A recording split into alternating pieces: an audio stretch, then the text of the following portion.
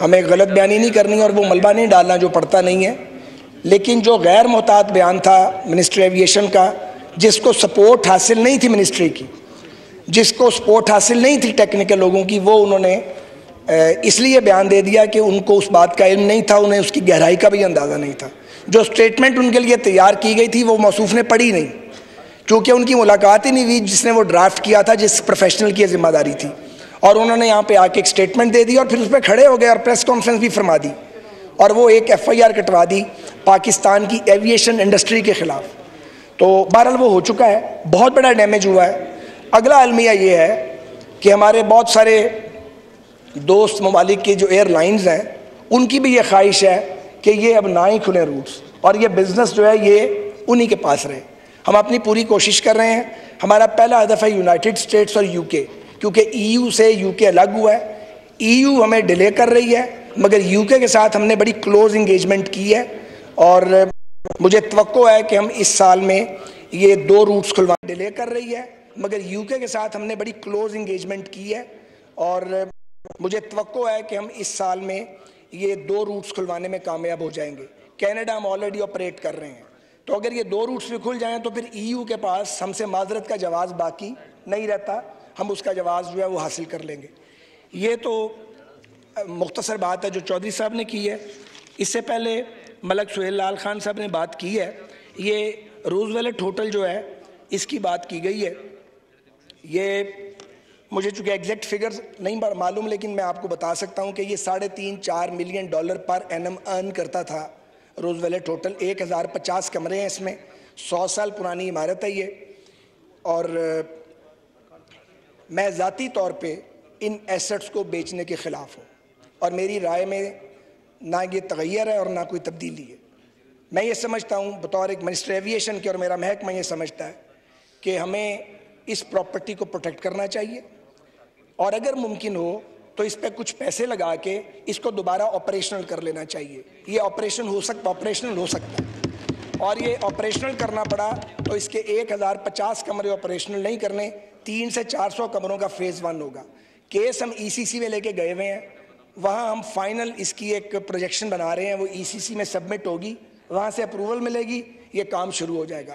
میں ریکارڈ پہ لانا چاہتا ہوں کہ ایک لینڈ مارک کمیشن ہے وہاں جو اس ہوٹل کے امپلائیز کی یونین تھی وہ آرم ٹوسٹنگ کر رہی ہے پاکستان کی، اور وہ بڑی تکڑی یونینز ہیں وہاں پہ. میں تو حیران رہ گیا ہوں سن کے، ہم سمجھتے تھے ہماری ٹریڈ یونینز بڑی تکڑی ہیں. تو وہ آرم ٹوسٹنگ کر رہے ہیں، اور وہ انہوں نے لینڈ مارک کمیشن میں اس پراپرٹی کو لے جانے کی کوشش کی ہے. ہم نے یہاں سے اپنی ٹیم بھیجی تھی جو وہاں رہی، اور ہم نے اس کو مینیج کیا کہ یہ وہاں نہ جائے، کیونکہ اگر یہ لینڈ مارک ڈکلیئر ہو گیا تو پھر مستقبل میں جو بھی لوگ آئیں گے وہ اس پراپرٹی کو کسی ڈیولپر کے ساتھ جوائنٹ وینچر کر کے ڈیولپ نہیں کر سکیں گے. فیٹ اس کی یہی ہے، سال بعد 5 سال بعد، یہ چونکہ پرانی پراپرٹی ہے، کہ یہاں پہ وہاں کا کوئی بڑا بلڈر ملے، جوائنٹ وینچر ہو، تو اس کی قیمت جو آج ہے اس سے 4 گنا زیادہ پاکستان کو مل سکتی ہے. پراپرٹی بھی آپ کے پاس رہے گی لانگ لیز پہ. لیکن یہ فوری سولوشن نہیں ہے. فوری سولوشن یہ ہے کہ ہم اس کو چلائیں اور وہاں سے جو کچھ نہ کچھ انکم اس کی آتی رہے. اس کے علاوہ اگر کوئی سوال اور بھی ہے تو میں اس اسلام آباد اور لاہور کی فلائٹ کی بات شاید یہاں کی گئی ہے جی. تو معاملہ یہ ہے جی کہ یہ ٹھیک کہا ہے پارلیمنٹری سیکرٹری نے، ملک سہیل صاحب نے، کہ یہ فلائٹس چل نہیں رہی ہیں. اصل میں ساری ذمہ داری پی آئی اے کی ہے. پی آئی اے کو برا بھی ہم کہتے ہیں، سوشو اکنامک روٹ پہ بھی پی آئی اے نے جانا ہے، جہاں بزنس نہیں ملتا وہ بھی پی آئی اے جائے گی. معذرت کے ساتھ پرائیویٹ ایئر لائنز یہ زحمت گوارا نہیں کرتی. اس کے لیے لازم ہے کہ جو ایویشن پالیسی ہے پاکستان کی جو 2019 میں بنی ہے اس میں سیف گارڈز ڈالے جائیں. اس کی تیاری میں کروا رہا ہوں، اور بہت جلد ہم کیبنٹ میں لے کے اس کو جائیں گے. جو سوشو اکنامک روٹ ہیں ان سے مراد وہ روٹ ہیں جہاں ایئرپورٹ بن چکے ہیں، وہاں جہاز جائے گا تو خسارے میں رہے گا، وہاں چھوٹے جہاز جانے چاہیے. اس کی کوئی پروویژن اس طرح سے ہم نے رکھی نہیں ہوئی، اس پر ہم الگ سے کام کر رہے ہیں. میں یہ کہوں گا، برجیز طاہر صاحب سے درخواست کروں گا مسٹر اسپیکر، کہ یہ پی آئی اے پہ یا ایویشن پہ یہاں پہ باقاعدہ ایک موشن ڈال کے تو اس پہ بحث کروائیں، تاکہ ایوان کا پھر اور بھی ممبران اس میں حصہ لیں، اور پھر ہم اس کو رسپونڈ کر سکیں، اور یہاں سے ہمیں ایک مینڈیٹ مل سکے، اور ہم جو فیوچر کا روڈ میپ ہے وہ آپ کے آگے رکھ دیں گے. بہت مہربانی. مسز شاہدہ رحمانی صاحبہ، اچھا ٹھیک ہے. سپلیمنٹری. محترمہ طاہرہ اورنگزیب صاحبان سپلیمنٹری.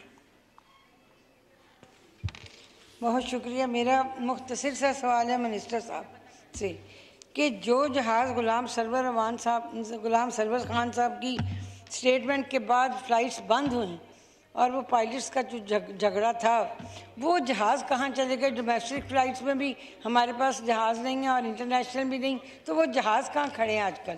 Thank you. جناب خواجہ سعد رفیق صاحب. اسپیکر صاحب جہاز یہاں یا کہیں نہیں گئے, وہ دوسرے روٹس پہ لگ گئے ہیں اور فلائی کر رہے ہیں. شکریہ. Thank you. اوکے, آخری سپلیمنٹری ڈاکٹر فہمیدہ مرزا صاحب. شکریہ اسپیکر صاحب.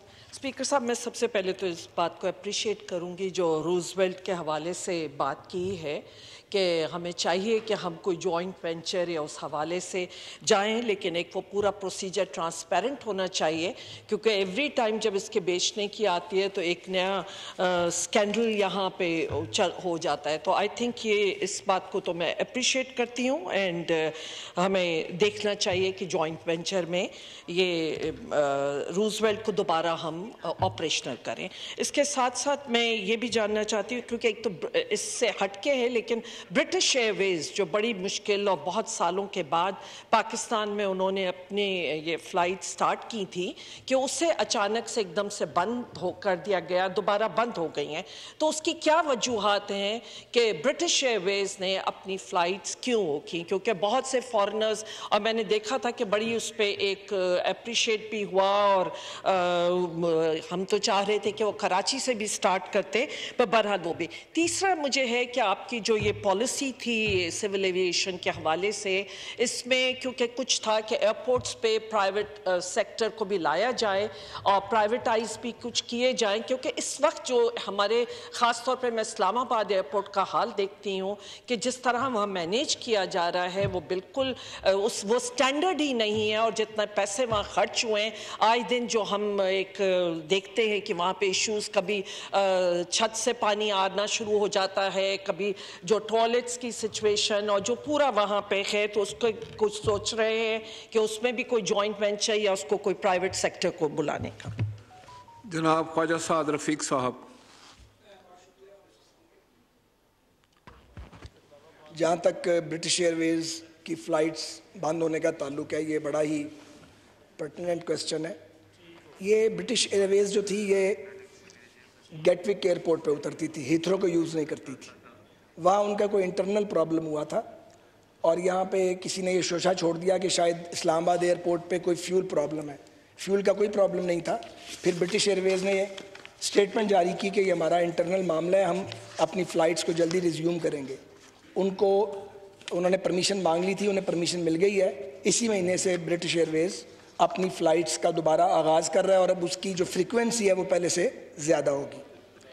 جہاں تک تعلق ہے ایئرپورٹس کو پرائیویٹ سیکٹر کے حوالے کرنے کا, یہ ایک سوچ اور نظریہ موجود ہے, لیکن ابھی میں اس پہ اتھارٹی سے کوئی پالیسی سٹیٹمنٹ دینے کی پوزیشن میں نہیں ہوں. یہ درست ہے کہ ایئرپورٹس پہ جو بندوبست ہے جو ہونا چاہیے وہ نہیں ہے, لیکن ہمیں یہ مان لینا چاہیے بدقسمتی سے کہ یہ ہمارا نیشنل کریکٹر بھی ہے, اور لوگ ویل پیڈ ہیں. پھر میں بات کروں گا تو بعض لوگ میرے ادارے میں ہی ناراض ہو جائیں گے.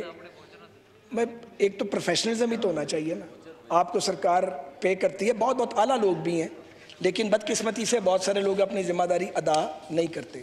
ایک اور پرابلم ہے جو ود ان ایویشن منسٹری میں نے دیکھا ہے کہ جو اس کے سب آرڈینیٹ ادارے ہیں, میں کسی کا نام نہیں لوں گا, ان کی آپس میں وہ سنکرونائزڈ نہیں ہے, بلکہ ان کی ڈائریکشنز ڈفرینٹ ہیں. پچھلے 2 مہینے تو ان کو جوڑا جاڑی کرتے اور ان میں ایلفی لگاتے اور ان کو جوڑنے میں لگ گئے ہیں, اب وہ جوڑنا شروع ہو گئے ہیں.